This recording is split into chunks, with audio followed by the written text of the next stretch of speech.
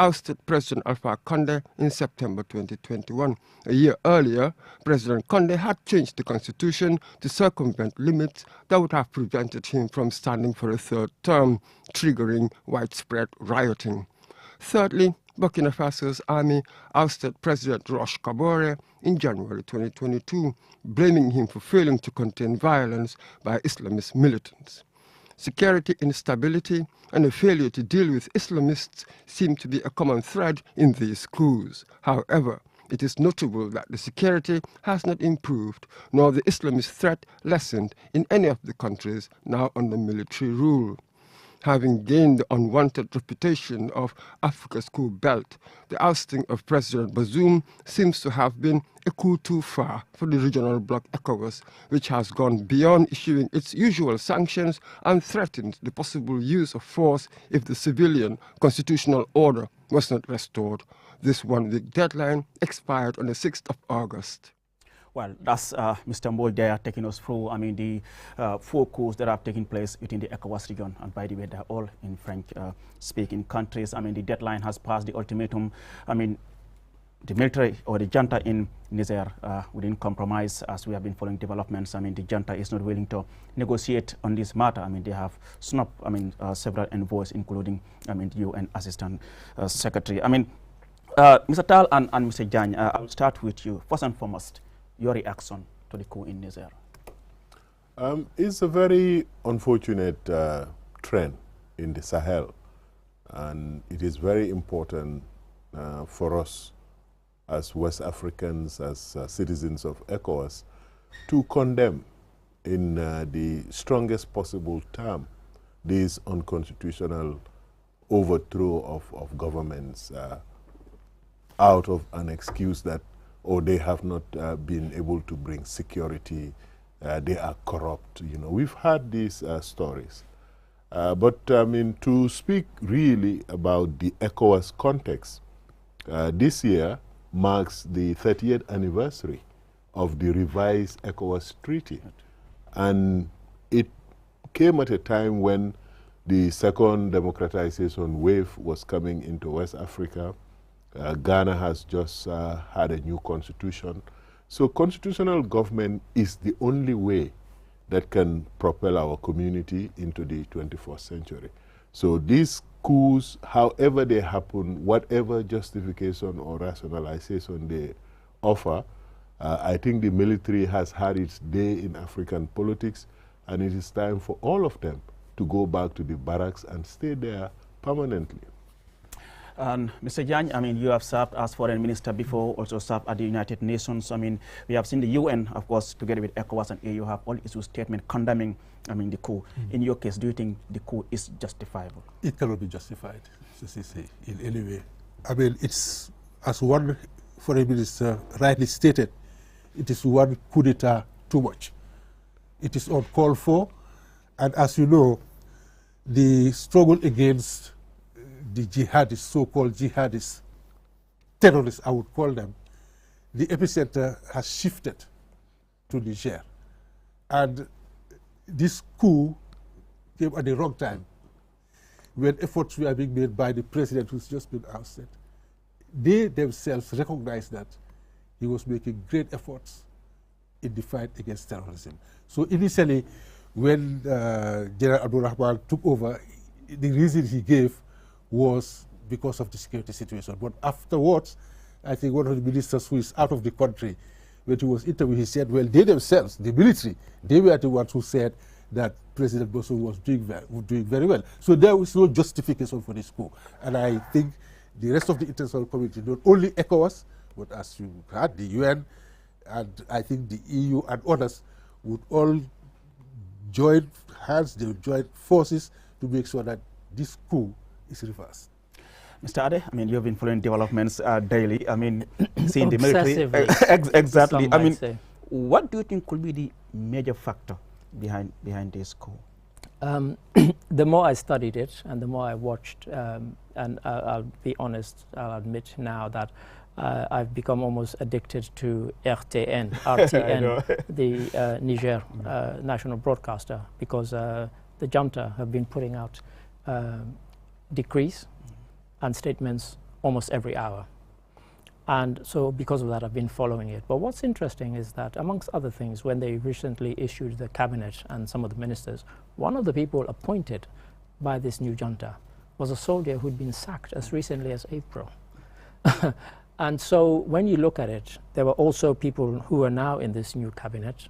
It's a mixture of civilians and military. Some of them, President Bazoum was about to retire. And so they had a bit of a grievance. They felt they were too young to be retired. And they also felt that he was going to replace them and alter the ethnic mix of the military top brass. I even saw somebody being interviewed on Niger TV who said he's not really African, he's an Arab, which surprised me. Yeah. And I thought, oh, but when he was in government before and when he was elected, nobody said that. But apparently there are these things. So it's a lot more complex than I think we've possibly thought of initially, but there are lots of factors going on. But as I said, RTN is on Facebook and is live. If you have even a smattering of French, you can probably understand. But they translate most of you know what's been said. But it came as a shock, I have to say, because as rightly been said, in the last budget, Bazoum's last budget, 40% of the budget was going to the military. So it wasn't as if he was underfunding them. So, you know, I think, you know, the excuse we've heard, I wouldn't even say the reason, it's just an excuse. There were other factors that led to them staging this coup d'etat. Well, we have seen following the first extraordinary Congress on 30th July, I mean, where they made the first pronouncement as the sanctions, including the use of force to, I mean, and so the military, I mean, relinquish power and, you know, reinstate President Bazoum. I mean, there has been so much backlashes, especially in Nigeria, I mean, where we know, I mean, it has a long border with Niger. And then, you know, President Tinubu has been responding to what some of the Nigerians, of course, or some people from West Africa have been saying regarding the ECOWAS stance on Niger. And here is what he has to say after those backlashes. He said, the decision over the possible use of force as a last resort to restore constitutional order and reinstate President Bazoum in Niger is an ECOWAS one, not a Nigerian one. Mr. Tal. Yes, I think that confusion needs to be cleared. Because when we talk about ECOWAS, in 2 years' time, 3 years' time, it will be 50 years old. And the first mission, ECOMOG mission, was hatched in the Gambia. And so then His Excellency was a much younger man. And they were in the thick of organizing the ECOMOG to intervene in Liberia and then subsequently to Sierra Leone. So ECOWAS has a very proud history of trying to put its house in order. And it is very important for all of us, ECOWAS citizens, not to be motivated or propelled by narrow nationalism, because I think a bit of that is being seen in Nigeria, because the Hausa group cuts across both in the northern side of Nigeria, where you have Sokoto and, you know. Yes. So the fact of the matter is that President Tinubu has just shown leadership to the whole of ECOWAS. I mean, it's like 4 or 5 weeks ago when he was ascending as the chairman of the authority, he made it absolutely clear that nowhere are we going to tolerate coup d'etats. This is what he said as his first mission statement. So really, he has shown leadership and he has shown resolve. And I think Nigerians should understand that, yes, ECOWAS is hosted by Nigeria. Nigeria probably plays a disproportionate role in the mobilization and the upkeep of ECOWAS. But ECOWAS is the whole of this sub-region. And Nigeria itself has committed to constitutional rule for the last 20 years, almost. The same goes for Ghana. So really, I think the conversation across West Africa should be about getting this community working for the economic prosperity and well-being of all West Africans. Yes, there are problems of corruption, there are problems of unemployment, but we cannot solve it by getting men in uniform coming every day to justify why they have to interfere with our politics. So how do we solve it? The way we solve it is to make this kind of resolute decision that President Tinubu and his colleagues have made. And, you know, the whole international community is mobilized towards making sure that constitutional order is respected. I mean, once you have that ingrained, because you said it earlier, every effort to interface with them has been rebuffed. Yeah. So what is really their motivation? They said it. Some of them have grudges. But it's important that as West Africans and as Africans generally, to make sure that our constitutions are not only practical, but they are respected and they are implemented to the letter. And wherever these coups come up, and again, we have to emphasize this here, that what the new president of the ECOWAS Secretariat has been talking about, I think about 3-4 months ago in the Gambia, was this standby force against coup d'etats. Some people were starting to say, oh, no, they should put their house in order.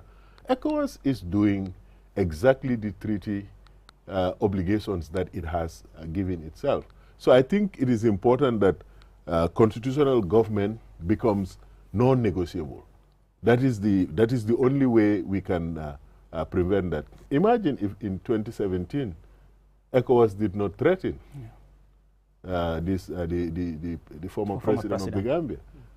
Imagine the situation we would be in. People were starting to run away to neighboring Senegal.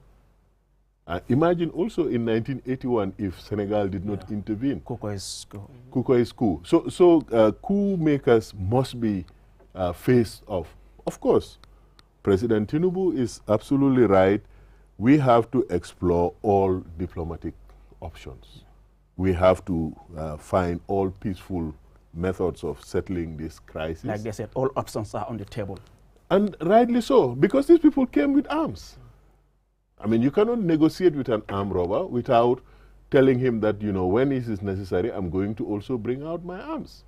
So I really think the only way we can prevent coups is to make sure that this community stands cohesively against these forces, because you have the jihadist threat in the Sahel, you have, you know, criminal gangs also, I mean, and mercenary forces, all of them roaming free in the Sahel. So all these three countries, they are landlocked countries.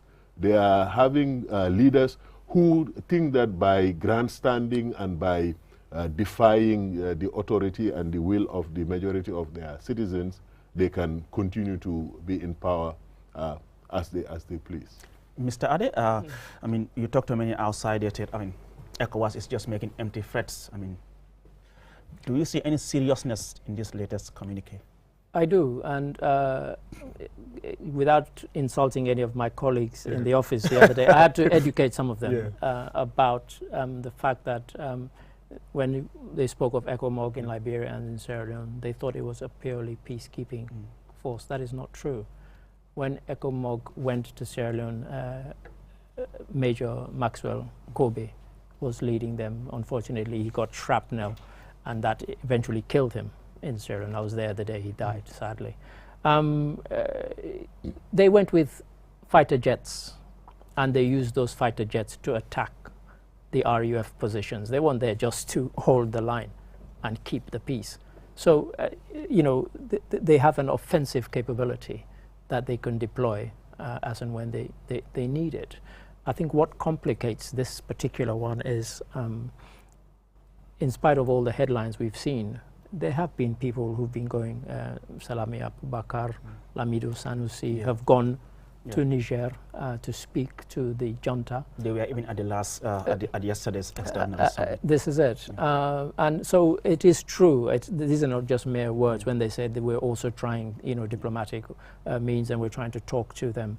But there does seem, as Brother Al-Mami says, a resolve this time that, again, as Ambassador says, and as Mr. Mboj says there, this is a coup too far. And of course, people are asking, well, why this one? You know, and if you use or you threaten force and you don't use it, what then? When the next coup happens, what then? So because of that, in a sense, they've kind of force their own hand. They've made the threat and they may have to carry it out, but it's complicated by the other. Let me now bring in Ambassador Babakar Blesjan here. I mean, like I said, I mean, you've served as a diplomat at the UN and in the Gambia here. Do you agree with ECOWAS' stance to use force in Niger? Do you think it's the best way to go about this crisis? Well, a great diplomat once said that diplomacy is good, but diplomacy backed by force or the threat of use of force is even better. So this is where we are at this stage. I mean, what ECOWAS is trying to do is to reason with these coup makers in Niger. And in diplomacy, you build bridges, you don't burn bridges. And what these guys are doing really is not helping at all in finding a peaceful solution to this crisis. As my good friend Almawi has said, ECOWAS was established in 1975, and the late president of the Gambia, Sadano, played a key role in the establishment of ECOWAS. The ultimate objective of ECOWAS is to achieve regional integration and collective self-reliance. That cannot be achieved in a situation of instability. Now, this is why we have to put a stop, or ECOWAS at least acting on our behalf, to put a stop to all these coups. There are criticisms everywhere, but these are people of bad faith. These are simply populists who have no faith whatsoever in Africa or in our capacity to achieve collective self-reliance and regional integration. They may say what they want against ECOWAS, but I have also lived in the Central Africa region for over 6 years, and I know that they all look up to ECOWAS. They all want to emulate ECOWAS. Really, I wouldn't say that ECOWAS has done a lot. A lot remains to be done. But if you compare ECOWAS to other regional economic groupings across Africa, particularly ECAS in the Central African region, you will see, they will tell you, you talk to officials, they all look up to ECOWAS. So I think we should just turn a deaf ear to all these criticisms that are all justified and concentrate on making sure that we achieve collective self-reliance and regional integration. That can only be achieved if we can nip in the bud all these attempts to bring instability in West Africa. Well, we will discuss more about how ECOWAS will go about, launching a military intervention in Niger. But then we understand after this summit, there was a communique read out by the president of the ECOWAS Commission, who is, by the way, a Gambian, Umar Aliou Toure, and then the statement, actually highlights, what the ECOWAS is intends to do as far as Niger is concerned. But here is a statement which was issued by ECOWAS. It says the ECOWAS Commission wishes to inform that the ECOWAS AU UN mission to the Republic of Niger did not take place on Tuesday, 8 August 2023. The mission was aborted following a late-night communication from the military authorities in Niger indicating their unavailability to receive the tripartite delegation. The planned mission was part of the continued efforts to find a peaceful resolution to the current crisis in Niger. Well, the decision of the ECOWAS Extraordinary Summit held on 30th July, the committee will continue to deploy all measures in order to restore constitutional order in Niger. This statement was before the second Extraordinary Summit, which was held yesterday. Like I said, after that summit, the ECOWAS actually issued a statement, telling us, what they have agreed on, which includes, freezing Niger's assets, travel ban, closure of land and border, and what we are discussing right now, the activation of the standby force. But then, let me now bring in Almami here. Do we have any standby force? A readily available standby force that is... Yes, we do. One is in the Gambia, one is in Guinea-Bissau. That is what they mean by the standby force. And this is not required to go to either the Parliament of the Gambia or the Parliament of Nigeria. It's a standby force that ECOWAS has been building up for quite some time now. There has been discussions, and some members have concerns about how do you constitute such a standby force, and if at all it is not going to be like a super group that can intervene in smaller countries like Gambia and Cape Verde. Particularly Cape Verde was kind of concerned about that, and I think even Cote d'Ivoire at some point. But already the organizational structure and the legal basis of it is being worked on by ECOWAS to get consensus from all the 15 members so that it will not be necessary to go to parliaments or to go to legislative assemblies. It would be a working group that is at the disposal of the heads of government authorities whenever the conflict arises, because this is what happens. Conflict always surprises you. And I think it's all part of their process to have a crisis management framework where deployment can be rapid and it can be effective, because once you let time pass, they will start trying to get legitimacy, they will try to mobilize the population and get into this subterfuge and, you know, start propaganda campaigns to pitch Nigerians against ECOWAS or against other so-called foreign enemies. But I think the standby force is one way that I think ECOWAS can, to answer your previous question, can really nip the bud about coups, because the mission that came to Banjul a few months ago was talking about this, the logistics of it. How do you put it together? Of course, it's going to be an expensive affair, and you have to take in the concerns of all the member countries, especially the smaller member countries, because we were lucky that we are inside Senegal. That is why the intervention could have happened with that speed. And when, you know, you see jet fighters flying over Gambia, which is not a very common occurrence, you know that these people mean business. But yes, the standby force is already mobilized and is here in the Gambia, is also in Guinea-Bissau. But in terms of the issue of funding, we know that the statement didn't spell out clearly how they are going to fund, I mean, this deployment, but also which countries are going to send in troops, even though we have had the president of Ivory Coast, Ouattara, saying, okay, Ivory Coast will provide between 850 to 1,100 men. Yes, I mean, I think what you have here is that if there is to be a war, there's more than one war to be fought. And I say this because I mentioned how, I should have also mentioned that I've also been watching Burkina TV.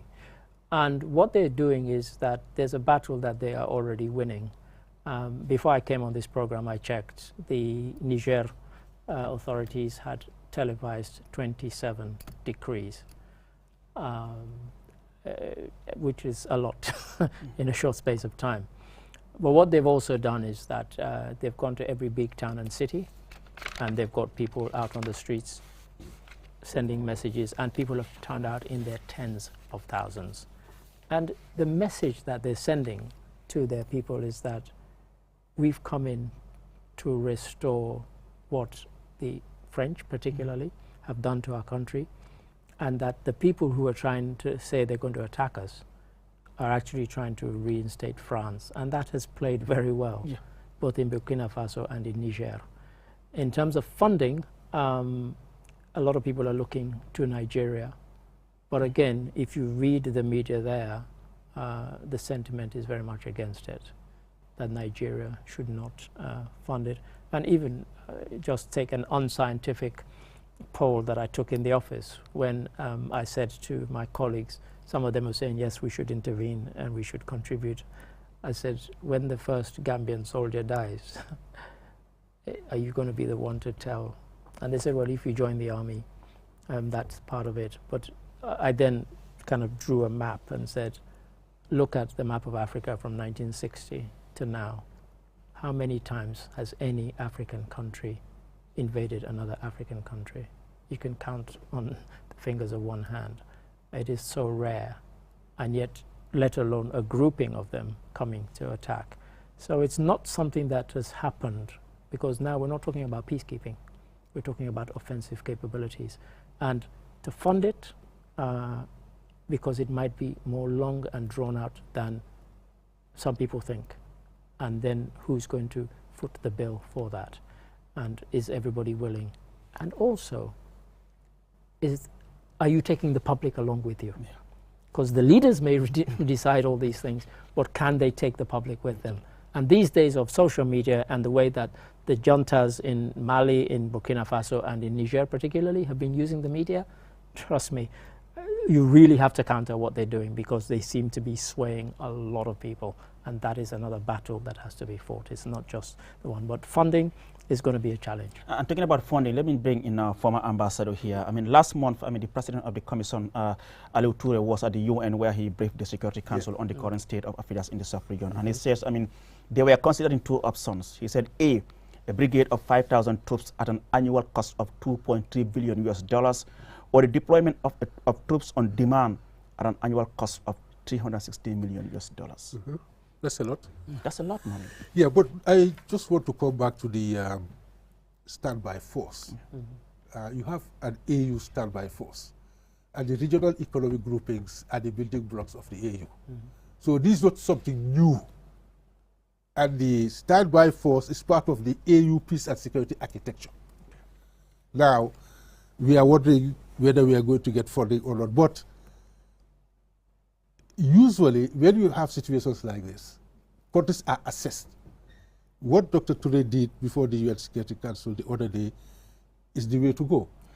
If today we want to deploy eventually a peace mission to Niger or whatever, I would advise ECOWAS to go back to the United Nations and ask the Security Council for assessed contributions.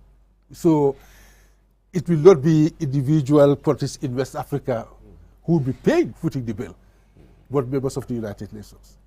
They will be assessed. Every country will be assessed. And then we will use those funds for our operations, because we are also doing it on behalf of the rest of the international community. Yes, Mr. Adi, want to come? Yes, the reason I wanted to come in is because you mentioned the Security Council, because I think we all know that about 2 hours before this program started, Russia issued a statement saying that they would oppose any use of force, and if anybody tried to come to the Security Council, they would veto it. Straight away you're seeing that, because obviously we know what's happening with Russia and Ukraine and how many people have ganged up against them. And because of their interests anyway in Niger, they would oppose it. And so if we went to the Security Council for funding, so the ones who've made the most noise about wanting to possibly help have been France, have been the United States. And of course that again just plays into the hands of the coupists. And it's surprising to see, after the coup, Nigerians were burning down the French flag and the US and embracing the Russian flag. What does this tell as far as, Well, usually it's the mob, I would say. It reminds me of our literature classes days, when Caesar was assassinated. The assassins were able to carry the mob with them. But when Mark Antony came, he was also able to sway them. So it's the mob, really. I am not impressed with the burning of flags and so on. I am pretty certain that if, as a last resort, ECOWAS leaders would send their troops into Niger, after the first shot is fired, you'll see all these people will disappear. The mob will again turn in favor of those who come to rescue them. Because in the final analysis, it's the poor people who would be bearing the brunt of the sanctions that have already started biting. You listen to the news. And this is just the beginning. I wouldn't say that at all costs ECOWAS would use force. We can use the sanctions. And I'm pretty certain that if the sanctions continue to bite, you will see changes very soon. And it's really going to be interesting, yes. And talking about the issue of the sanctions and all those things, just before we came on this air, I was reading something online, and they're telling us in this year's budget projection, the country had expected maybe $5.53 billion of the budget. 14% is expected from external partners. And now with these sanctions and coming from the United States and other regional bodies, Almami, who do you think is going to bear the brunt of these sanctions? Like Ambassador has said, global security is the mandate of the United Nations. So on the Charter, for peace and security to prevail in the world, is the United Nations that is the ultimate guarantor. Now, Russia saying that they are going to veto any attempt to authorize force from the UN Security Council section is their right to say so. And yes, yes. I'm sorry. Go ahead. Yeah. Yeah, but my point is that these African problems requiring African solution, going all the way back to the EU. If leadership continues to be resolute in the case of Niger, I think the funding of it can be found in a creative way, because there is a coalition of willing parties. You know, this confluence of interest of the Western powers that are there, as well as the regional security that we want to emphasize. I think together these two interests can provide the funds that are necessary to make an effective intervention. And Ambassador, in terms of deployment, do you think the Gambia should deploy their men in the event, I mean, that they are asked to do so? I mean, we have seen Senegal, they have expressed their readiness to deploy. The foreign minister, I mean, Aissata Tall Sall was interviewed and he said Senegal is ready to deploy their forces. Yes, but as you know, I mean, we already have economic force to see the Gambia, so it will be up to the our security chiefs to advise on that. I mean, but as far as I'm concerned, there are many ways in which the Gambia can participate in trying to resolve the situation, and not necessarily deploying troops to Niger, but I am sure there is a lot that we can do, I mean, as a country, no matter the size of the country, because for me, it's not, the greatness of a country does not depend on its size, really. It depends on the quality of that country's leadership and the national character of its people. That's what I believe, really. So it's not a question of, yeah, maybe there are bigger countries that would want to go in and Gambia is too small and so on. But as I said, there are other ways in which the Gambia can contribute effectively in trying to resolve the situation in Niger, not necessarily by deploying troops, but by... Well, we look at the coup in West Africa. Let me not bring Mr. Ade and Mr. Tal here. What's their take on the... Yeah. Yes, I mean, for me, yes. I take quite a different view. And the reason I take a different view is because even whilst we've had troops here from other countries, the Gambia has been sending men and women on peacekeeping missions. Sudan. So if you've been sending people on peacekeeping missions, you can't then say, because we have troops here, we cannot send people on offensive missions. And so we would not be able to use that as the reason for not sending. I think it's inevitable that people would say, oh, but hang on, you've gone to Sudan, you've gone to Darfur, whilst there have been troops in your country, nothing stopped you then. So I don't think we would get away with that, you know. So yeah. Do you agree with that? His Excellency made it very clear. The President, when he came back from Abuja, he said that, I mean, every option is on the table, and I think a commitment of troops certainly would be part of that. Of course, like both Ade and His Excellency have said, it is very important that the security chiefs, in their deliberations, in their consideration, and with the UN system, the AU architecture, all of these things are definitely going to come into play, because we need to understand that this is a very complex crisis. Yes. And without the frameworks existing a priori, it is difficult as you make up the rules of engagement as you go along. But I think what is very urgent now and what is necessary is for the chairman of the ECOWAS Authority of Heads of State to stand firm and make sure that the decisions that ECOWAS has taken are backed by the necessary intelligence, the necessary resources, and the necessary diplomatic moves, because we understand the former Emir of Kano, Sanusi, Lamini Sanusi, was able to have audience. Yeah, I downloaded the video Yes, of his... but not the other interventions. That's right. So is that the best route to go to try and talk some sense into this?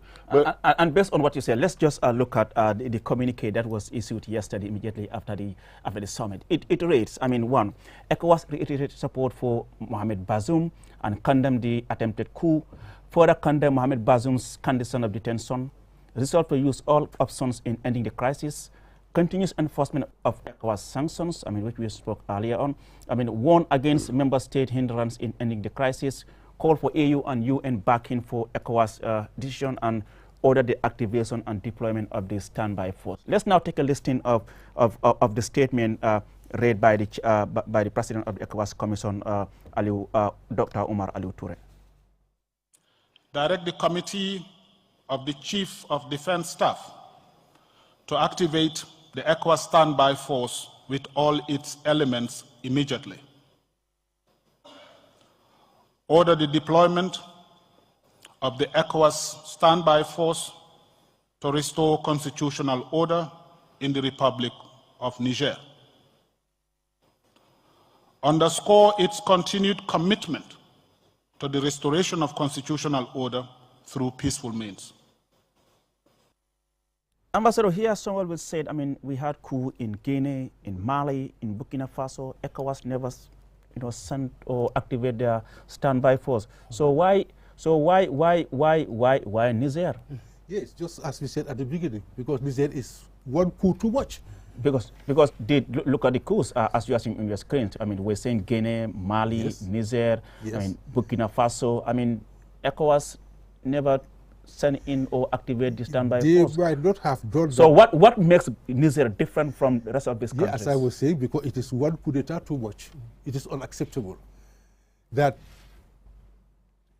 barely 2 years after Bazoum, 2 years. 2 years, exactly 2 years, that you have a peaceful transition, a democratic transition from one civilian government to another civilian government, and you come and say a coup for no reason whatsoever. In Mali, it was, they said, for security reasons. Okay?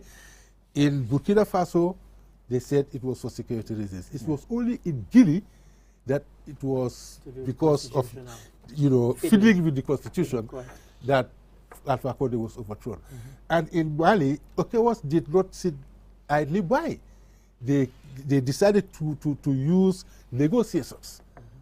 And in the beginning, it worked. The same applies to Burkina Faso. So there was no need to deploy troops in Mali or in Burkina Faso, because they accepted immediately to negotiate with ECOWAS to agree on a timetable for elections and hand over the country back to civilian rule. But in Niger, we were all taken by surprise. And this is what is serious about it. But Mr. Ade, with all this, I mean, condemnation, sanctions from ECOWAS, UN, AU, I mean, US, I mean, France, I mean, why do you think the junta is still defiant? It's not just this junta. I think also the one in Burkina. 2 days ago, France said that it would stop all aid to the country.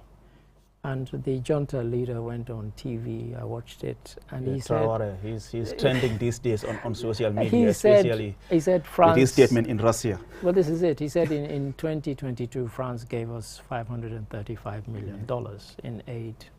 But of course, he said most people know what happens with so-called aid, vehicles, offices, and so on.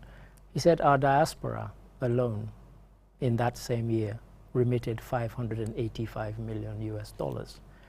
He said, so yes, let them take the aid away. He said, we will struggle. He said, but we will overcome it. And that played very well with people. And so with the junta in Niger, as I said, they've been using the media very well. And the most remarkable thing about all of what has happened in the last day or two, I watched the news on Niger. They never mentioned that ECOWAS meeting that we're here discussing. It never came up. It didn't come up in the headline. It did not come up as a news story. And they have not even responded to it at all, which is astonishing. And so what they're doing is, in fact, the headline was an alleged attack by French troops who they said violated their airspace and released some people that they had in custody And they named the barracks where these people were being held. They didn't show any images of it, but it's been mentioned time and time again. They never mentioned this latest ECOWAS communique, even for a second. And I was watching up to 5 minutes before I came here. And so what they've done is then they've actually played to public sentiment. To every town and city, they've actually invited the mayors of those towns and cities to come and tell them what are your water and sanitation and waste management needs. And they've all come and they've all spoken. And so they've been trying to make it seem as if it's business as usual, as if these people are trying to destroy us, but we have more serious things to do. And I think that is probably why they have not even mentioned on their news, on their main news, this ECOWAS latest communique that we're talking about. It did not even get a mention. But in as much as, I mean, people are trying to condemn the coup, Mr. Tal, I mean, we saw about 30,000 people turn to a stadium to show their support to the junta. Yeah, I mean, it's not very difficult to mobilize frustrated even though people. Chane wasn't at the stadium, by the way. But Yes, I'm just saying that, you know, when you have this kind of national events in the capital city, I mean, you have a population concentration. Some would go out of curiosity. Some would go because they have nothing else to do. Now, this popular sentiment that is going around, either with the junta in Burkina Faso or in Mali or now in Niger, is always cloaked in this rhetoric of Pan-African revolutionary and the dignity of the people.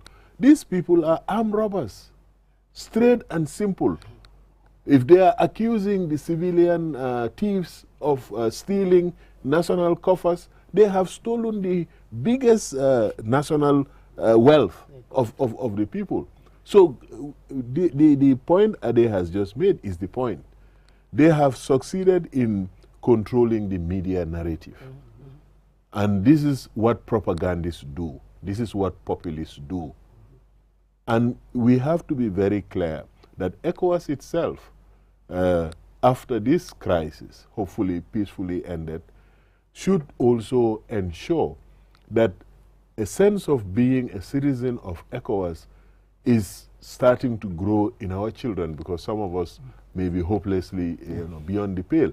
Because without that, all these rabble-rousers will come and they will hog the limelight and they would try to justify, or ECOWAS did not come to Guinea when the coup happened. But the people would say, oh, maybe rightly so, because the professor has decided to tamper with the constitution. So now, if there is a protocol or there is a proclamation or a resolution of ECOWAS emphasizing term limit, and because I know there is a standing rule saying that 6 months before elections, no constitutional change can be done in an ECOWAS country. All these efforts, I think, need to be captured in a framework that is legally binding, that is going to be the Bible, the Quran of all ECOWAS countries, and try and create that sense that this is a community that can be very prosperous because we have abundant natural resources, we have so many things in common, we have common religion, we have common cultures, and these are things that people can really see themselves as modern, because we don't need a visa to go anywhere in West Africa. You know, and that in itself is a very good starting point. And people have been moving along this Sahel because it's flat. You can have Jans and Tals in Mali, in Burkina. So I think, I mean, this media narrative and the populism that is going on must be understood within that context. That if you go to the capital city and you say that, oh, we have just overthrown the government and the whole world is outraged, when you call an event, I mean, everybody would go and say, let me go and be part of history. But what is the difference here? I mean, if you're having a problem with your former colony, in this case France, but you're still shifting to maybe Russia, what is the difference? Exchanging colonizers. I don't What is the difference here? It's just as Because we've seen in Mali, I mean, the Wagner is there, Burkina Faso. I mean, yes, because it's just populism again. Yeah. You know what we saw in Mali when the former president, the late Ibrahim Boubacar Keita, invited the French. It was during the time of President Hollande. The jihadists were at the gates of Bamako. Yeah, right. And the population came out to welcome them. Yeah, go ahead. Now, I cannot understand the language of the junta in Mali today, who were saying that the problem is the French. The UN came in, the biggest peacekeeping mission, I think, after MONUSCO. They kicked them out, simply because if the French are there, you have RFI and others who would be reporting, whether it's the reporting is biased or what they are reporting, and these people would have access to some information. And they don't like that. So they asked the UN, when they asked the French to leave, then they asked the UN to also leave. Yes, right. Yes. They went to the Security Council and started insulting everybody. They said, well, the answer is Russia. And this is exactly what they are doing in Burkina Faso. This is exactly what they want in Niger. You can see that in Guinea, it's not exactly the same thing. And my fear is that they want to renege on the agreements they had with ECOWAS to organize elections, have a transition that is, you know, reasonably short, then organize elections and hand over the country to civilian rule. That's what they don't want. And they think they can count on Russia. Yeah, I mean, what I found quite ironic about watching all of this, Alpha Condé, Prof. I actually met him in London a month after he was released from imprisonment, and I interviewed him, and I really got to like him. And so I started following. We even exchanged numbers and I kept in touch.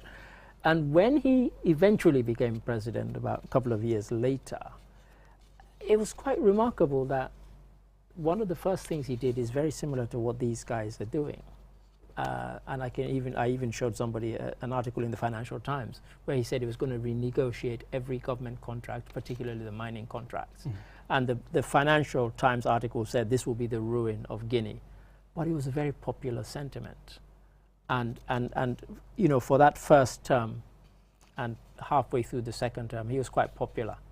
But then when people started realizing that he wanted to entrench himself and wanted to effectively stand for a second and possibly a third and possibly a fourth term, because he said, the new act would not be retroactive, would not count his terms, then his popularity started to wane. But initially, he said very much the same things that these guys are saying, that these colonialists have been ripping us off, Lansana Conte had sold the country to former colonizers and so on, and very, very popular. But as time went on, of course, we saw a different side to him, and what of course left in disgrace, and it was quite sad to see how he came, because he used to be quite this dignified presence, and then all of a sudden that was all taken away from him. But that kind of anti-colonial sentiment, it seems stronger in, as you mentioned, these are all francophone countries. But again, you mentioned this thing, I don't see anything that is to be gained by turning from France towards Russia. You're just inviting somebody else who is going to come and exploit the uraniums, the gold, the diamonds that you have, just the way, as much as anybody else. So why are you rushing into their arms?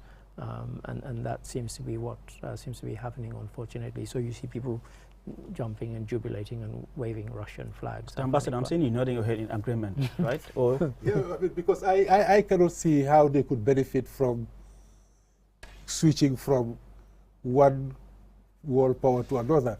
I mean, what we have seen so far in Mali and in Central African Republic with these mercenaries called Wagner, they are exploiting the resources of the country. They are involved in gross violations of human rights. And these are independent experts who have written reports, you know, about their activities. This is what the Malians didn't like, the junta in Mali didn't like. And the UN was also there reporting on this human rights situation in the country. And they did not like that. So they would like to have, I wouldn't say Russia, but the mercenary group worked there, and they said, this is a bilateral relation between us and Russia. It's not between them and Russia, it's between them and the mercenary group. And that is the hard truth that they don't want to accept. I think you have to be... And the AU has a resolution against the presence of mercenaries in Africa. Absolutely. No, so this is a legitimate threat, it's a clear and present danger to the sovereignty of the continent. And it's extremely important at all levels that those who come to power through the barrel of the gun must be confronted at some point. Because if we do not do it now, this is just going to snowball, and you have chaos everywhere. What I also want to emphasize in discussions of this nature, it is extremely important for people to understand that we have a need for collective security. We have to have a framework for crisis management, because our sub-region for the last 50 years has been mired in one form of conflict after the other. Mali had a renaissance of about 15, 20 years. After Alpha Omar Konare, Atete, and then, IBK came. But these other countries, Burkina, for many years, the strong man, Blaise Compaoré, was there. And up to now, their sense of democracy, constitutional order, is still very... It's nascent. Infantile in my view. And they don't understand that to govern properly is a fundamental right of the citizens. Citizens have a right to have proper governance. And as we come to the end of this discussion, it's important that ECOWAS is supported across the board, especially our populations, to understand that if ECOWAS, for example, did not come to Gambia in 2017, nobody knows what the situation would have been. And if ECOWAS doesn't prevail in this case, also in Niger, there is no hope that the rest of the Sahel, even coming all the way to Senegal, will not be engulfed in crisis. So I really think it's important that these are clear, that the AU, the UN, and ECOWAS together find a solution that can really bring lasting peace to Niger. And talking about finding solutions, I mean, let's look at the strength of the military in West Africa. I mean, that's what we have there. I mean, Nigeria at the top, we have 135,000. I mean, Cape Verde, 1,200. Ghana, 14,000. I mean, Sierra Leone, 9,000. We are saying Togo, 11,000. Benin, 7,000. Guinea-Bissau, 4,000. And the Gambia, 3,000. I mean, that's what we are saying. I mean, sometimes some of this data is subject to water confirmation, all those things, Mr. I mean, when I look Guinea, and then we have Guinea as well, 12,000. Burkina Faso, 14,000. Senegal, 10,000. Mali, 20,000. Liberia, 2,000. Cote d'Ivoire, 25,000. And Niger, 25,000. Yes, in fact, you add all of them up, they don't actually add up to the Nigerian army, which is interesting in itself. But as you've said in those numbers there, and as the ambassador said, there'll be a kind of proportionality about who contributes what.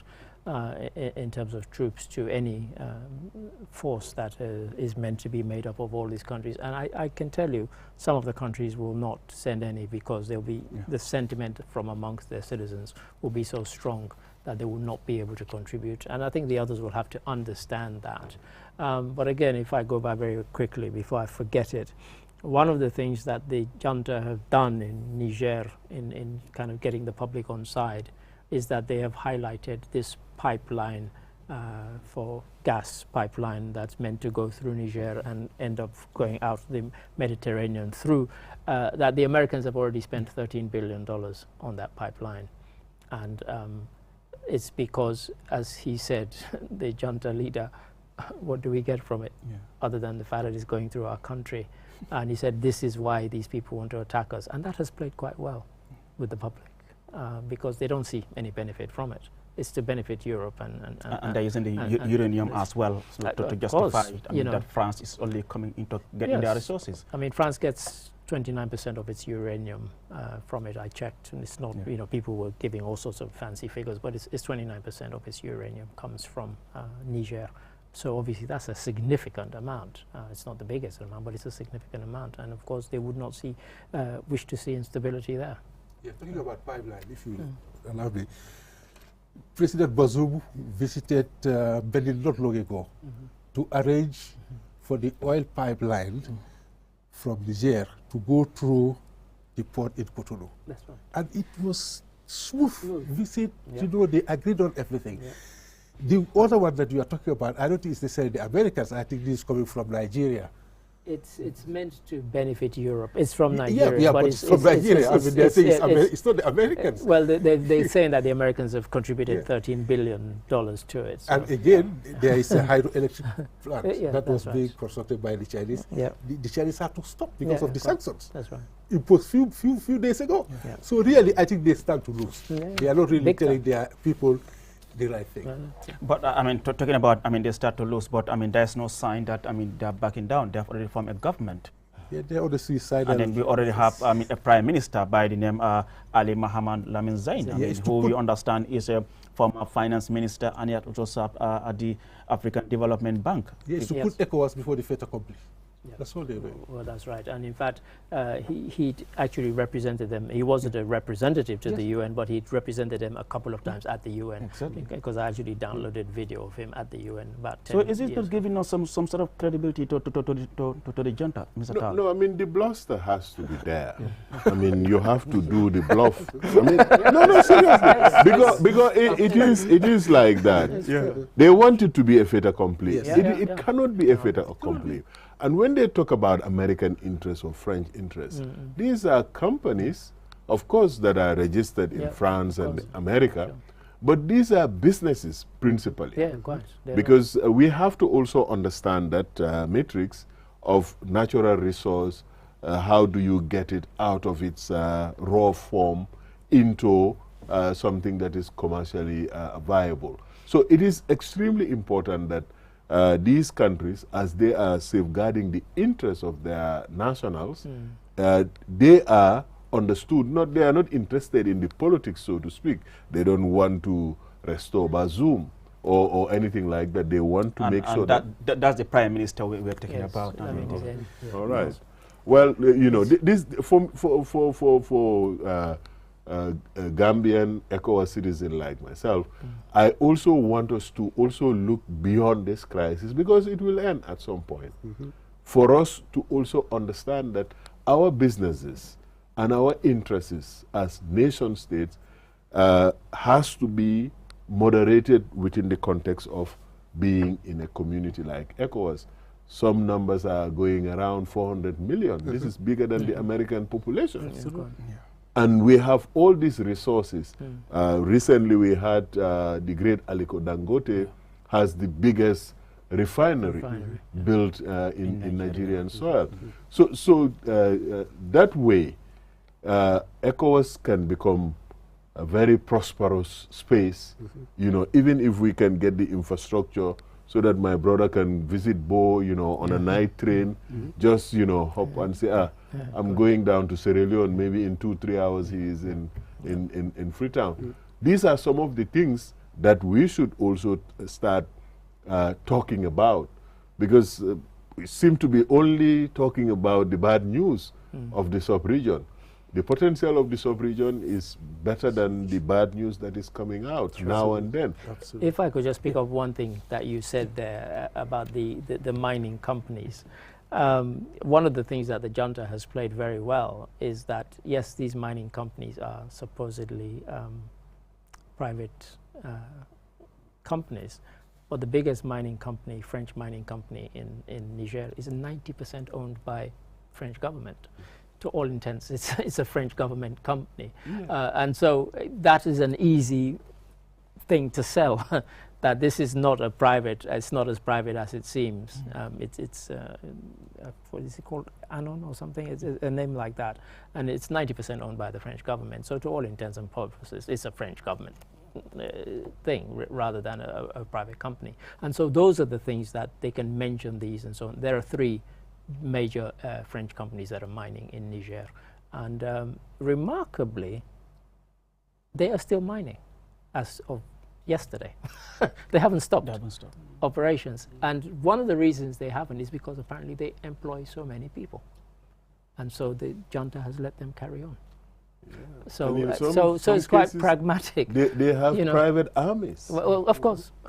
You know, so they are almost like a small republic wherever they operate. They don't need anything from anybody. I was quite amazed to find that up till yesterday they were still mining. And now we have seen, Mr. Ambassador, I mean, a former Tuareg rebel and senior minister, Issa Agbola, has now launched a council of resistance to restore Bazoum. Absolutely. Do you support the idea? Well, I mean, if people like that, who was a rebel leader, who was against Bazoum, who was against the republic, decides to come to his senses, I will support it. Because it would have been terrible if he had sided with the coup makers. Sure. And I think this would send the right signals, not only to the coup makers, but to the entire population of Niger, that the way that these coup leaders are going is not the right way. It's not the right thing to do. And I support, if we can agree that the US, the EU, and others are supporting the efforts of Ecowas, I see no reason why we should not support this former Tuareg leader who wants to support Ecowas. Study? Do you agree with him? No, I'll put the same to Mr. Tala as well. It's a dangerous precedent because, as you said, he had been against Bazoum, and you have to wonder what he hopes to get from it other than more instability. And there might be others that will then want to counter that. And because of the fact that people know what his history is, I think that will inevitably turn people against him anyway. So I have to be suspicious of his motives. And again, the whole ethnic makeup of it might be something that has Mr. Tal, do you also agree with the council of the former rebel coming into? Well, he may have had a road to Damascus moment. I mean, that he was trying to come through extra constitutional means, and he was thwarted. He has now learned his lesson that the best way to seek political power is through democratic means. And to that extent, I think not to mire the whole place in conflict, where lawlessness become the order of the day. Because if you have warlords here or tribal chiefs there, people with ethnic loyalties and things like that, you end up with a Somalia. And could this bring in division within the army itself? Apparently there is. There is. Apparently there is. There is that. No, but really, Mr. Sise, the fact of the matter is that these people are seeking legitimacy. And anybody who has been seeking legitimacy before must question their motives, just like Ade is questioning the motives of this Tuareg leader, because he knows that this is not the way.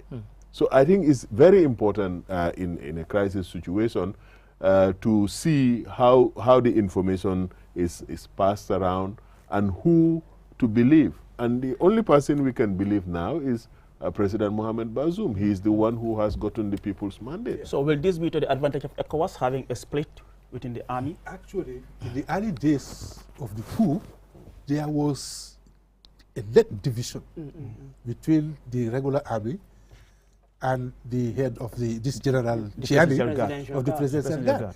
The army chief had to write a letter to stating that they don't want bloodshed. That is why they are rallying, not out of conviction. And So this has to be taken into account. It's a valid point, and I think once you have people who are not of one with you, even though they might acquiesce for a while, that will always simmer under. They will resent the fact that, but they've been quite clever, as I said, bringing back people who have been sacked and trying to kind of vary the ethnic mix in both the civilian and the military appointments to these ministerial posts. They've kept all the permanent secretaries in post. Others have been sacked. Ministers and junior ministers have been sacked, but they've kept pretty much all the permanent secretaries in post for continuity's sake. So they've been quite clever in that. But there are divisions there, and I think you can only paper over those cracks for so long. They will re-emerge. And looking at the underlying factor, Mr. Tal, you talk to so many people. They talk about the economic hardship. You talk about, so many people went to the stadium because they were curious, others because they're on the streets. Perhaps they don't have anything to do. They're down employed, and all those things could be some reasons why some people will support any coup, whether it is right or not. How do we deal with these underlying factors? Well, the underlying factors can only be dealt by a credible government that make promises and keep the promises. This is the problem not only of Africa. This is the problem of the United Kingdom. This is the problem of the U.S. In the U.S., 2 years ago, we had an insurrection. so it is not difficult to mobilize the mob, like Ambassador Jani has said, to get around an agenda of just wanton destruction. Of course, you have to establish the rule of law. The rule of law ensures that private property is respected. People are getting the rights that they have been promised constitutionally. They can get a decent job. They can build a family life. It's not an easy recipe, and it is not going to be the same for every country.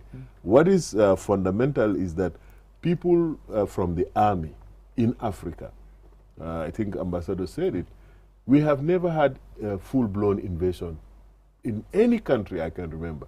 I remember Idi Amin was driven out by Tanzanian forces, but they were not an army of occupation. No, quite. What we have had is further balkanization of the continent. But wherever you have lawlessness is because the military has decided to impose their will on the people. And they are not the solution. They are not the answer to these problems. These problems have been with us since independence. Some very few countries have managed to turn the page, like our brothers in Cape Verde. They have been quietly trying to do the best they can. And even them, they have not been spared these tensions, but relatively they have been successful in building a resilient economy. And that is thanks to all of them, and the effort has to be that. But entertaining or negotiating with these coup makers, you will do it until the cows fly. It is not going to, they are not going to change. Well, I was going to say, you mentioned Cape Verde, and Cape Verde kind of gave ECOWAS an example. Because after independence, where they fought for independence, it's a country very close to his heart. He knows. Cape Verde, when they fought for independence, we are competing for his affection. This is true. This is true. Cape Verde and Guinea-Bissau, as we all know, fought for independence together, led by Amilcar Cabral. And when they gained independence, and then they had drafted a treaty that there would be one country to be called Guinea-Bissau and Cape Verde. When they had the first coup d'etat in Guinea-Bissau, Cape Verde broke off all ties with them and ripped up the draft constitution that had been prepared to unite the two countries. They said, we want to go down a democratic path. That was back in 1974. 75, they gained full independence from Portugal, although they declared their own. But they kind of set an example then that they were determined that in spite of everything that they'd gone through, the last thing they wanted was military rule, and they pleaded with Guinea-Bissau to go back to the barracks for the military, but they didn't. And Cape Verde carried on their own way, and look how different the two countries are. Yes, they both speak Creole and they both speak Portuguese, but they could not be more different. They are so different, and one has gone down a fully. Cape Verde had 4 successive changes of government through the ballot box. The opposite, look, the African Party for the Independence of Cape Verde, Amilcar Cabral's party, which always felt that because they were the ones that led them to independence, would always get elected. They've lost elections 3 times when they've held power. At the subsequent election, they were booted out. They never took to the bush again and said, oh, you know, no, they accepted. And that is why Cape Verde is a model of democracy in our sub-region, in a way that you can't even comprehend when you look at the rest of the ECOWAS countries. It's far beyond. It's the only country where you've had that many changes of government in successive elections. It never happened anywhere else. You know, and this is where we are. And that was an example that should have been emulated and can be emulated. But, you know, as we've said throughout this program, they play into certain sentiments, they play into anti-French sentiments, but for me the nonsense of it all is this thing about, oh, we're now going to turn to Russia, as if somehow that's going to be better. And, you know, the likes of the Wagner Group can boast that in 5 years' time they expect to have made $100 million in Niger. That's not a small amount of money. Yeah. You know, so imagine what that could do in a country like Niger. You know, and yet people don't see that in the, oh, you know, Russia are here to save us. They're not here to save us, they're here to exploit us. In the event that ECOWAS is able to restore constitutional order in Niger, what will it mean for the sub-region? It will be a big plus for the sub-region, for the whole sub-region. And I think that would also send signals to all our areas that, look, you are not established to govern, but it's to protect the integrity of the country and our national borders. That is all. The role of the military is not to govern. That must be made very clear, and I think if ECOWAS succeeds in Niger, in reversing the situation, that will send very clear signals to everybody. There is no sign of the junta backing down in the event, I mean, they are not able to make any progress. Mr. Tal, where will this leave the sub-region? I think what Ambassador Jan has said is the core issue. This is an inflection point for ECOWAS. If the community doesn't prevail in this crisis, it will have a major credibility crisis itself.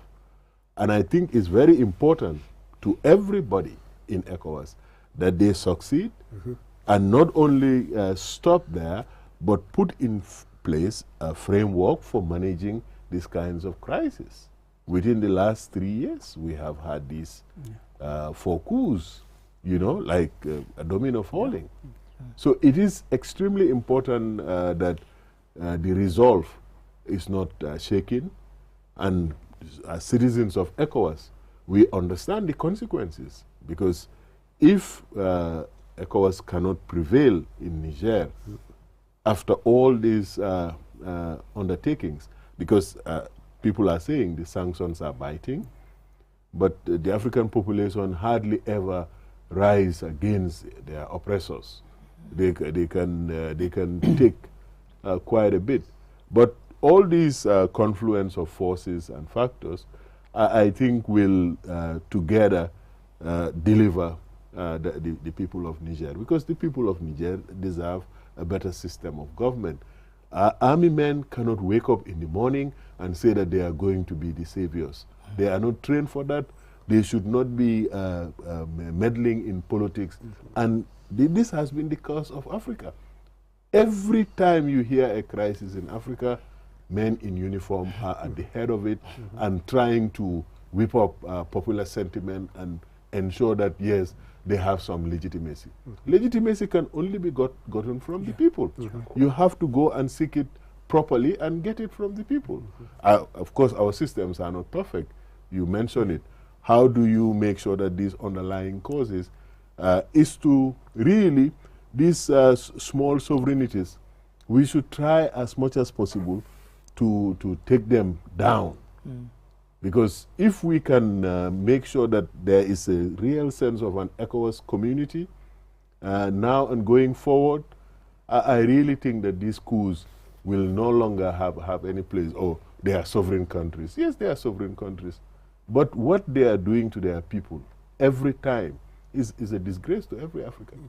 I think, So yeah, I do think you think ECOWAS will you fail know, or succeed in this? there's a romantic side of me that says it will succeed, but I think recent history probably tells me that they won't, and I hate to dampen the mood, but we don't have to go that far. When ECOWAS decided that there should be border closures against these countries that had staged coup d'etat, Senegal of all countries said we will not block the borders because these people are our brothers and they will starve to death. I mean, Senegal. So, you know, if you can have people and governments making those kind of sentimental decisions over something like that, border closures, think about what they will say if it intends to start bombing people. They'll say you're going to be killing our brothers and so on. So for me, that was something that, as I said, at the time, it came as a shock because there had been a decision that they had voted on.